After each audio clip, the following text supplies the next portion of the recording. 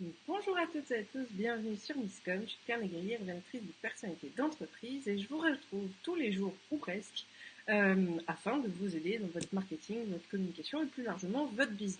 On est là pour échanger sur les bonnes pratiques, sur ce qu'on fait. Le vendredi aussi c'est freestyle, donc vous pouvez poser toutes vos questions et échanger sur des sujets aussi divers et variés que votre cerveau trouvera, tout simplement. Aujourd'hui, on est mardi, et le mardi, je vous propose de découvrir un outil.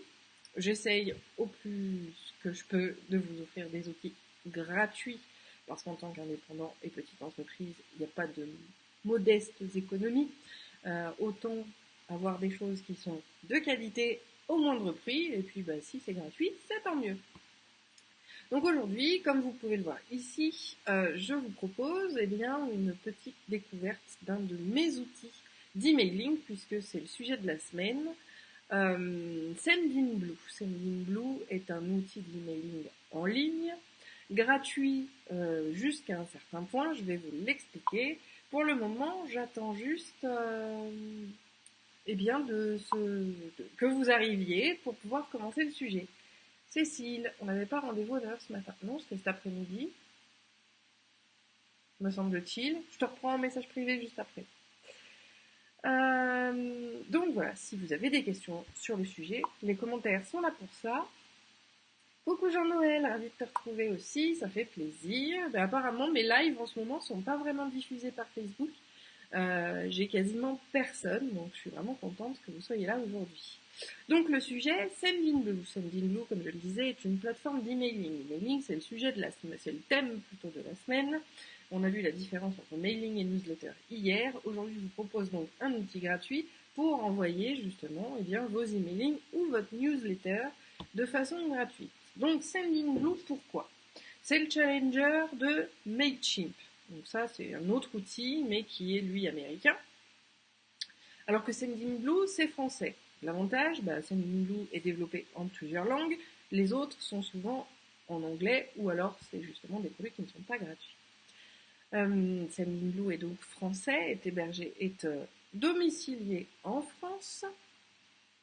Donc c'est quelque chose aussi qui est très pertinent parce qu'on va être dans les bonnes conditions de la fameuse réglementation générale sur la protection des données, qui fait que vous n'avez normalement pas le droit de sortir les données hors de l'Union européenne. Bon, il y a des accords spécifiques sur certaines choses, mais par exemple, les outils comme Mailchimp, qui sont basés aux États-Unis, sont censés avoir, et c'est à vous de le vérifier, des certifications, des justificatifs sur des accords passés avec l'Europe pour que vos données ne vous donnent pas des démarches supplémentaires à effectuer auprès de l'administration. Parce que dans cette fameuse loi de protection des données, si jamais vos contenus étaient transférés hors de l'Union européenne, cela implique des démarches supplémentaires de déclaration à l'administration dont on a tous envie de se passer.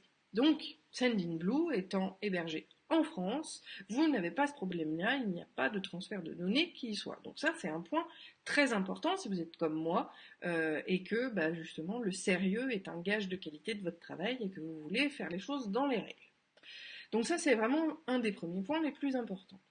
Le deuxième point, c'est que Sendinblue, il est très facile d'utilisation, vous le verrez. J'espère que j'aurai le temps de vous montrer une démarche complète sur un exemple. Et bien évidemment, il est gratuit. Alors, il est gratuit dans certaines conditions, bien sûr. Sendinblue doit aussi vivre de son activité. C'est une plateforme qui a donc des accès en premium et d'autres accès en freemium, donc des abonnements payants et d'autres, donc des fonctionnalités gratuites. En tant qu'indépendant ou petite structure, vous avez largement de quoi faire avec le gratuit. La seule différence qu'il y a par rapport aux autres, encore une fois, je vous fais le pendant avec Mailchimp. Mailchimp devient payant à partir du moment où vous avez 2000 abonnés. Sendinblue, lui, aura tendance à être, n'aura pas tendance, sera payant si vous envoyez plus de 300 mails par jour. Voilà. Donc c'est juste une petite gymnastique quand on a des listes qui sont relativement longues et importantes. Ce sera justement de les segmenter de manière à pouvoir rester sur cette contrainte-là qui est de 300 mails par jour. Maintenant, si vous débutez, donc je pense à toi Jean-Noël par exemple, toi qui as plus de 1000 abonnés sur YouTube, tu pourrais parfaitement trouver des messages pertinents, donc avec ce qu'on appelle la segmentation de tes abonnés, qui est quelque chose d'extrêmement important à faire. Vous savez que la communication, c'est surtout la pertinence qui est importante.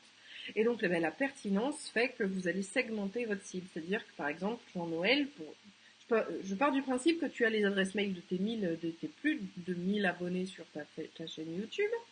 Donc de comment fait-on pâtisserie, ou comment fait-on d'ailleurs tout court, je sais pas, les Jean-Noël, n'hésite pas à nous le dire, qui a donc tout un tas d'abonnés, mais sur différents sujets, parce que justement, comment fait-on, il y a d'autres sujets que la pâtisserie.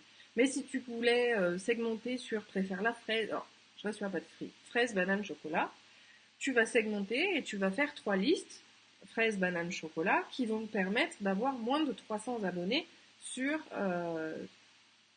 un mail par jour. Voilà, tout simplement. L'idée, c'est de segmenter pour avoir vraiment, rester dans la limite de la gratuité qui est à 300 mails par jour. Et l'avantage de la segmentation, c'est vraiment d'avoir un discours pertinent et intéressant, sinon les gens se désabonnent et on est beaucoup moins convaincant. Enfin bon, on n'est plus dans la stratégie, on est dans l'applicatif. En tout cas, vous avez moins de 300 abonnés ou vous avez segmenté votre liste, excusez-moi, je branche mon ordinateur. Vous avez segmenté vos listes de manière à ne pas dépasser les 300 abonnés par jour. Vous pouvez utiliser Sendinblue pour être pertinent. Donc, quel est l'intérêt de cet outil-là, au-delà de la gratuité et du côté français? C'est qu'il est relativement simple d'utilisation. Il est simple d'utilisation parce que c'est ce qu'on appelle le drag and drop. Donc, en anglais, c'est le cliquer-déposer. Donc on va prendre les éléments dont on a besoin ou ce qu'on veut mettre dans son mail, on le glisse dans la fenêtre centrale, vous le verrez, et on obtient effectivement un bon mail. Enfin, un mail dessiné comme on en a envie. Donc il n'y a pas de technique à avoir.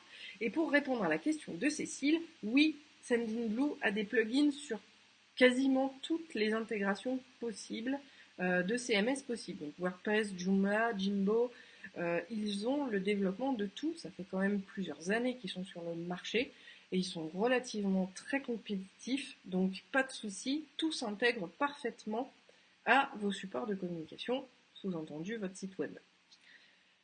Le problème sur YouTube, c'est que je n'ai pas d'adresse mail concrète. Tout à fait, Jean-Noël. Par contre, ce que tu pourrais faire, c'est qu'en signature descriptive de tes vidéos, ce serait de proposer de s'inscrire à la newsletter pour avoir des informations différentes que celles de tes vidéos. Donc tu pourrais très bien utiliser aussi tes capsules vidéo de YouTube pour drainer justement des gens vers une mailing list. Donc voilà, donc oui, il y a les plugins sur Facebook. Et tout de suite, je vous propose simplement de rentrer dans le vif du sujet. Je vais supprimer mes écrans, voilà. Et je passe en partage. Hop là. Nous y voilà. Donc Sendinblue se présente comme ceci. Vous avez donc la liste des fonctionnalités, les tarifs, les ressources. Qui sommes-nous? On a bien évidemment les adresses qui y sont. Il y a un certain nombre d'informations que vous pouvez refaire. Mais comme je le disais, on a quand même quelque chose de très propre. On a aussi toutes les justificatifs. Vous voyez, le RGPD, il est là, qui vous permettent vraiment d'encadrer votre marketing. Parce que c'est quand même quelque chose de très important. D'ailleurs, vous le verrez si jamais vous les sélectionnez et que vous vous inscrivez chez eux. Ils font une vérification manuelle de toutes vos listes. C'est-à-dire qu'ils vous demandent comment vous avez eu l'accès aux informations que vous avez mis dedans. Souvent, ils vérifient sur la plateforme, mais en plus, ils vous appellent par téléphone pour échanger sur le sujet et voir un petit peu la qualité de vos données, est-ce que vous avez véritablement, et comment vous les avez acquis pour que ce soit dans les bonnes règles du RGPD. Donc, il y a même un suivi, j'ai envie de vous dire, qui est très pertinent vis-à-vis d'eux. Bon. En toute honnêteté, moi, j'utilise Sendinblue et j'utilise aussi Mailchimp, donc j'utilise les deux pour faire les choses. Alors, rentrons dans le vif du sujet, comme je le disais. Mince, c'est pas la bonne. Pourquoi il va enregistrer le client? C'est pas grave. Mince. Je sais plus à quelle adresse je suis. Forcément, ce serait trop rigolo. Non, ce serait pas rigolo si tout marchait comme sur des roulettes à chaque fois. Est-ce que ça va être le bon? Non. Bon, attendez, bougez pas. Je reviens sur moi. Les aléas du direct. c'est terrible. Hop, je vais aller chercher les infos. Ah voilà, c'est ça. Hop.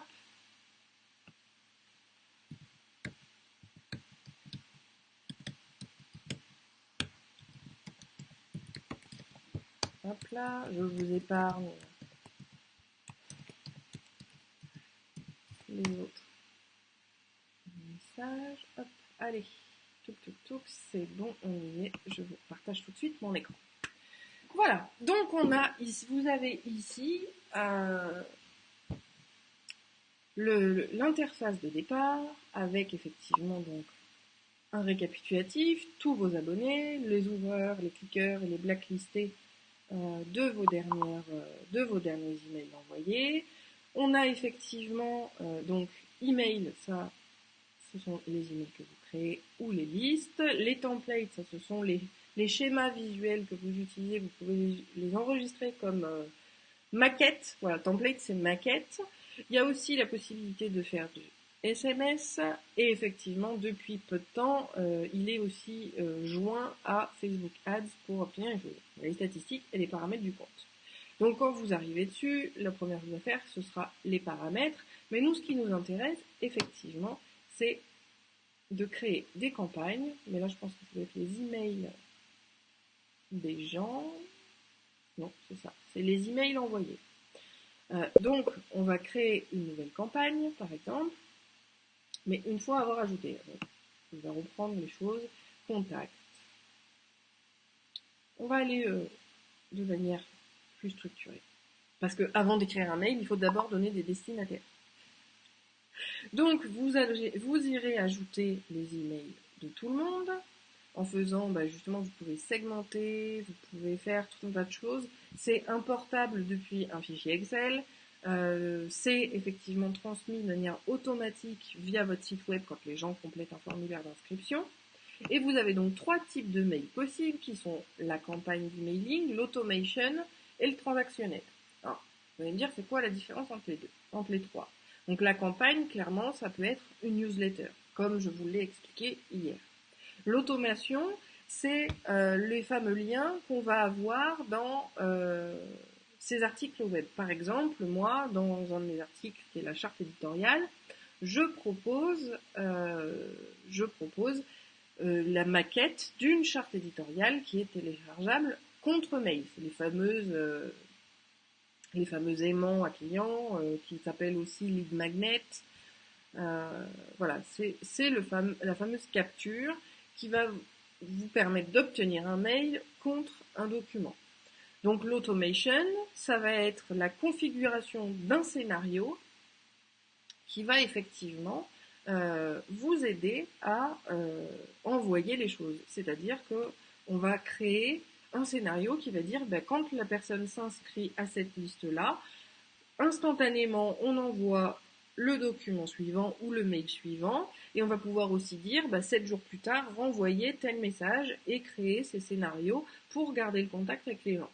Le transactionnel, là pour le coup, c'est des mails qui vont intégrer notamment le fameux pixel Facebook, qui vont avoir des statistiques. L'objectif, c'est de vendre avec des boutons de vente, mais ça permet de cibler plus précisément ce que vous voulez faire. Donc campagne, c'est newsletter. Automation, c'est relié à son site web pour les cadeaux gratuits, pour la capture d'emailing. Et le transactionnel, c'est pour proposer justement des produits à vendre.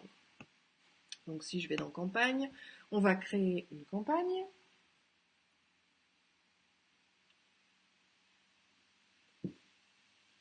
Qui va nous donner le nom de la campagne. Donc on va mettre test par exemple. Texte titre. Test. Nom de l'expéditeur. Donc celui-ci, il a été préparé dans les paramètres de votre compte, ce qui sera obligatoire. Nom de l'expéditeur aussi. Option avancée. Donc là, on peut personnaliser, mais en général, moi, je ne le fais pas. Et on clique sur prochaine étape.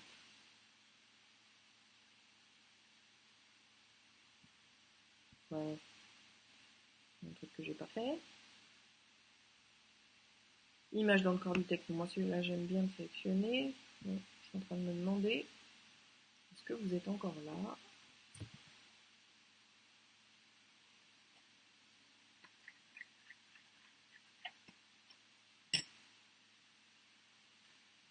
Ça y est, c'est revenu. Bon, on recommence. Test, test, prochaine étape. Voilà. Donc là, justement, il va nous proposer différentes possibilités, soit la création en drag and drop, donc c'est le cliquer déposer comme je vous disais, soit l'éditeur enrichi, c'est du simple texte, soit un code, c'est-à-dire que vous avez une newsletter par exemple, vous l'avez créée et vous avez obtenu vous l'avez fait faire, pardon, et vous avez obtenu son code HTML, vous allez venir coller le code avec cette option-là pour pouvoir le faire. Comme je le disais, vous pouvez également utiliser les messages précédents, par exemple, les templates que vous avez créés, mettons que vous ayez un schéma newsletter, un schéma email, proposition nouveaux produits, vous allez les enregistrer et vous allez pouvoir les donner. Et puis pour ceux qui n'ont pas encore d'idée et qui ne font que démarrer, vous avez aussi l'option de galerie de templates que Sendinblue vous met à disposition. Je les trouve beaucoup plus chiadés et beaucoup plus sexy que ceux que pourrait proposer par exemple Mailchimp, qui sont beaucoup plus ridés. Voilà, vous en avez quand même un paquet. On peut scroller, donc voilà, vous prenez la thématique qui vous convient. Vous avez des catégories, voilà, annonces, applications technologie, des battles, le e-commerce, l'event, la promotion d'un événement, follow-up, ça c'est pour être suivi, idées de cadeaux, voilà, vous allez avoir justement tout type de contenus qui vous sont proposés. Donc moi je vais prendre le drag and drop. Hop. Et il va m'amener, voilà, dans cette fenêtre. Dans tous les cas, vous aurez, sauf pour le contenu en texte et en HTML, vous aurez toujours cette fonctionnalité-là. Donc là, après, il vous propose de mettre un logo, le titre, une image. Il vous propose toutes les informations du style.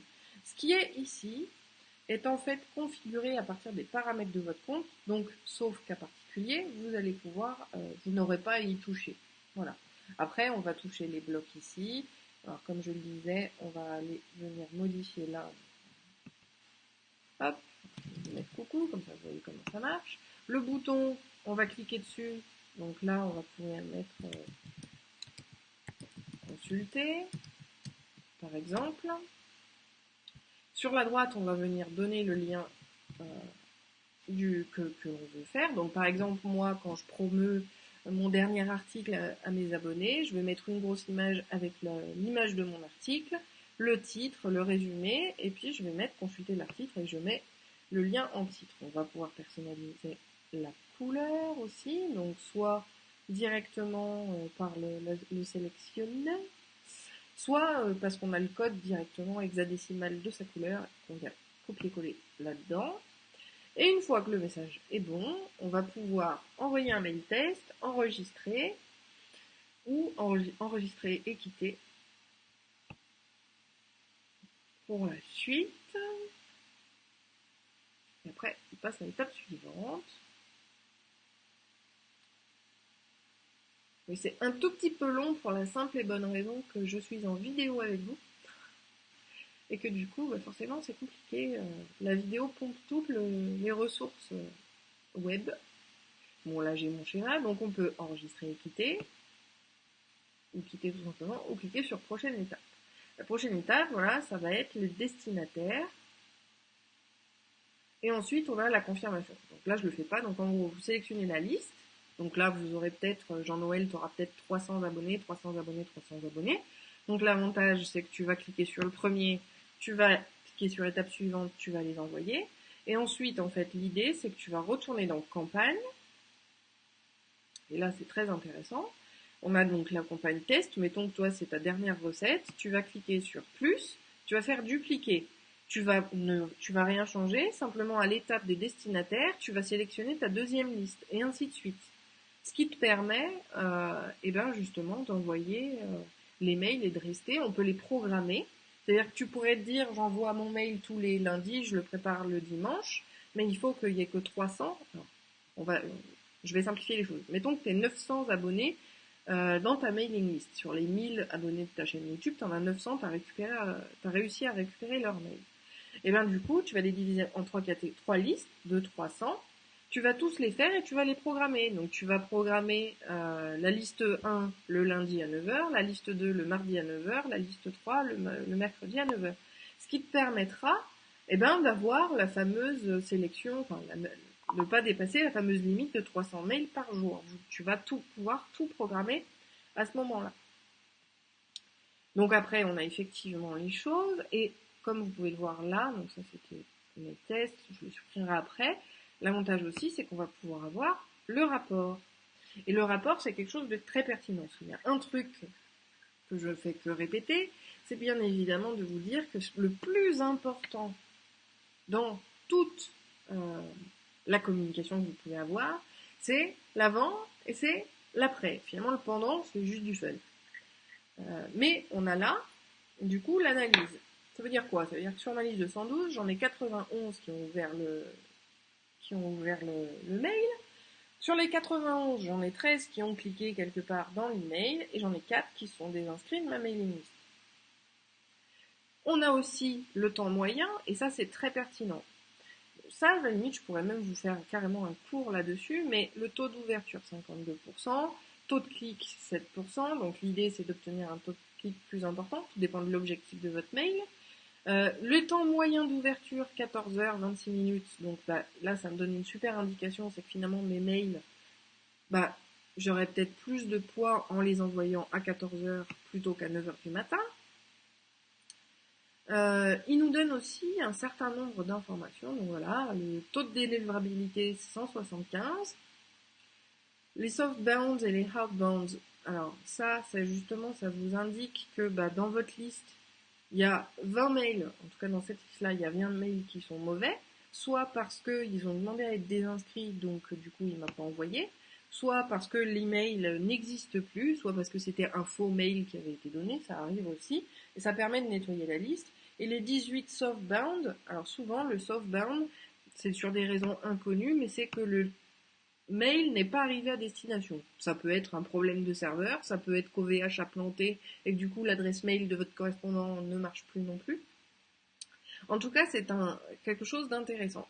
Et pourquoi c'est pertinent? Parce qu'un mail envoyé une fois n'est ouvert, comme vous pouvez le voir, qu'à 52%. Alors, tout dépend du taux. Moi, je ne fais pas assez de mailing pour avoir de la régularité et pour augmenter mon taux d'ouverture. Mais la stratégie que je fais, par exemple, pour un client, qui donne des informations sur des cas pratiques, c'est une plateforme éducative, l'objectif, c'est que les apprenants fassent les cas qu'on leur propose. Donc, par rapport au taux d'ouverture, moi je réédite, je fais un nouvel envoi du même mail 4 jours plus tard à tous ceux qui n'ont pas ouvert ce mail-là, parce que vous êtes tous comme moi, on reçoit des centaines de mails par jour, il y en a qu'on voit pas, il y en a qui sont planqués en spam, il y en a qui sont un peu de partout, donc l'idée, ça va être, justement, pour augmenter son taux d'ouverture, c'est de renvoyer le même mail, et donc ça se fait.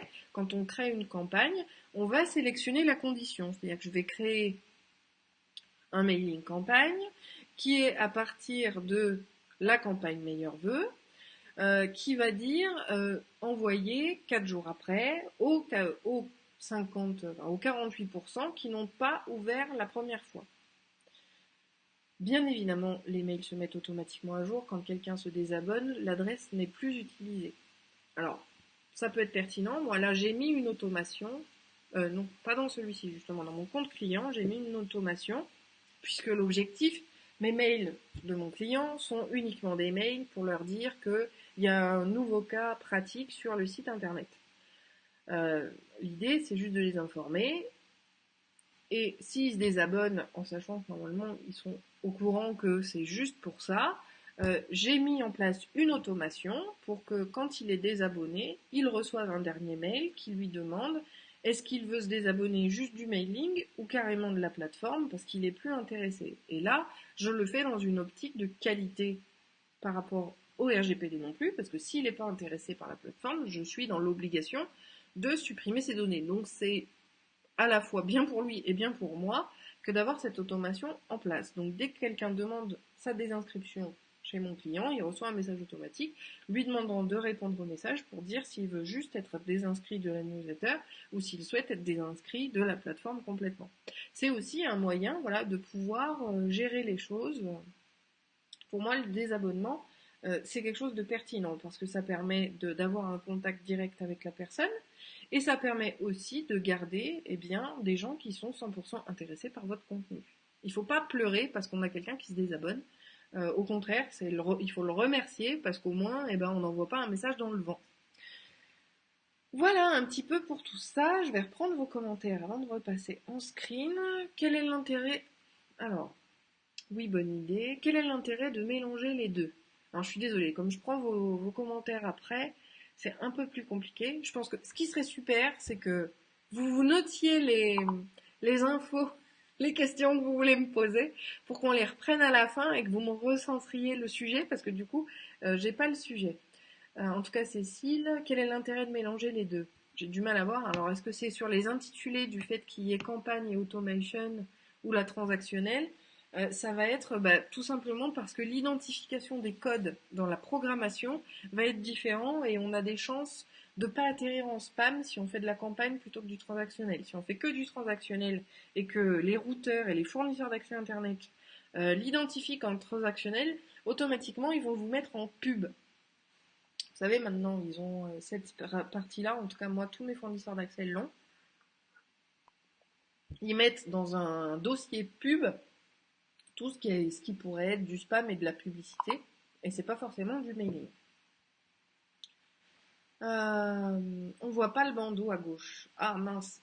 Alors, je vais vous le mettre comme ça. Je sais pas si vous le voyez. Donc là, on a effectivement les différentes informations. Ok, ce n'est pas très compliqué. Tout à fait. C'est aussi pour ça que moi, je vous propose les choses. Ah, ça y est, Cécile, tu me dis pourquoi utiliser les deux entre MailChimp et Sendinblue. Eh bien, c'est pas compliqué, c'est que j'ai créé des scénarios, comme je vous le prenais en exemple tout à l'heure. Je vous ai pris des scénarios qui sont extrêmement poussés. Clairement, qu'est-ce que j'ai fait? Quand tu demandes la charte éditoriale, que tu t'inscris pour recevoir ta charte éditoriale par mail, que tu inscris ton mail dans le système, tu vas recevoir un premier mail qui te propose soit une charte éditoriale classique et générale et générique, soit une charte éditoriale spécifique pour les réseaux sociaux, c'est-à-dire qu'il n'a que des exemples sur les réseaux sociaux. La personne, depuis le mail directement, elle n'a pas besoin de sortir de son mail, elle va cliquer sur la réponse. Et du coup, selon la réponse qu'elle sélectionne, ça va lui envoyer soit l'un, soit l'autre des deux fichiers que j'ai. Du coup, je me suis cassé tellement la tête à gérer ça comme ça que effectivement, j'ai pas eu envie de chercher comment je faisais sur Sendinblue pour tout recommencer. Et puis, forcément, moi, ça fait déjà 10 ans que j'utilise Mailchimp, j'ai beaucoup de choses qui sont dessus, donc forcément, j'ai pas envie de tout rapatrier chez Sendinblue. Il y a des choses qui sont déjà automatisées, je te dis. Donc, pour simplifier les choses, je préfère ça. Et il y a aussi cette capacité-là, c'est que finalement, je draine de manière spécifique sur Mailchimp et mon adresse générale, mon mailing général, ma liste d'emails globale, se trouve sur Sendinblue, ce qui permet d'éviter de croiser les limites, parce que Mailchimp est aussi payant à partir de 2000 abonnés. Donc si je dépasse les 2000, ça va pas. Donc en fait, ça me permet de n'avoir que du spécifique sur Mailchimp et ma liste globale, avec des gabarits plus intéressants, sont sur Sendinblue. Donc c'est pour ça que j'ai gardé les deux, parce que je trouve que le look des mails sur Sendinblue est plus sympa en termes de newsletter. Et que Mailchimp il fait l'affaire, et comme je le dis, je l'ai déjà configuré depuis le début, donc du coup j'ai pas envie de me reprendre la tête à recommencer de l'autre côté. Donc voilà précisément pourquoi, donc il y a cette facilité là, et puis comme je dis, le look sur Sendinblue est plus sympa que sur Mailchimp, donc du coup j'ai décidé de passer mon objectif newsletter, parce que moi aussi il faut que je m'améliore là-dessus, mon objectif newsletter sera sur Sendinblue et pas sur Mailchimp, parce que je vais m'adresser à ma liste générale. Voilà. Après, mais ça donnera l'occasion, pourquoi pas, d'un prochain comme ça, d'un mardi. je vous montrerai mon outil qui s'appelle Zapier, qui permet de mettre à jour toutes les données des uns et des autres sans avoir à le faire manuellement. C'est-à-dire que j'ai automatisé la gestion de mes listes, que ce soit sur un site ou sur un autre. J'ai mon outil, ma boîte secrète qui s'appelle Zapier, qui me permet justement que quand il se passe quelque chose, quand l'un se désabonne sur Sendinblue, eh ben, automatiquement, le désabonnement va être pris en compte sur Mailchimp. Donc ça fait partie des astuces, mais là on est vraiment dans du dev particulier et ça vaut le coup de s'y prêter. Mais je pourrais même faire un atelier si ça vous inspire pour pouvoir vous apprendre à tout faire, à faire tout ça par vous-même, voilà. Bah écoutez, j'espère que la démo vous aura plu. Hop, je reviens sur moi. Hop là. J'espère que la démo vous aura plu et que vous aurez appris des choses surtout parce que tout simplement c'est quand même plus important. Mon idée, c'est vraiment de vous transmettre de l'information, de vous faire découvrir des outils qui peuvent effectivement vous aider. Mais vraiment, on est... voilà. Alors encore une fois, cet outil vous sera utile que si vous avez une réelle stratégie d'emailing en place. Les coordonnées sont les plus mal chaussées. J'ai beau avoir des opt-in, j'ai beau avoir des outils, je n'envoie jamais de mail, ou une fois tous les 6 mois. Donc du coup, les gens ne se rappellent plus de moi, et résultat des courses, ils se désabonnent, ce qui est complètement débile, mais voilà, c'est toujours les cordonniers les plus mal chaussés, j'en suis la première concernée. Sur ce, je vous souhaite une bonne journée. Si vous avez des questions, n'hésitez pas à me les mettre en commentaire, que ce soit en replay sur Facebook ou sur YouTube. Je suis à votre dispo pour y répondre et puis ça donnera peut-être l'occasion de créer de nouveaux sujets, justement, à vous proposer pour une autre journée. Si jamais vous avez quelque chose, un mail à optimiser ou quoi que ce soit, je cherche mon candidat pour ma chronique de jeudi. Donc n'hésitez pas non plus à me faire signe, mais ça c'est plus pour Facebook, parce que sinon il n'y aura encore pas de chronique jeudi. Je vous souhaite une bonne journée, un bon appétit. Ciao!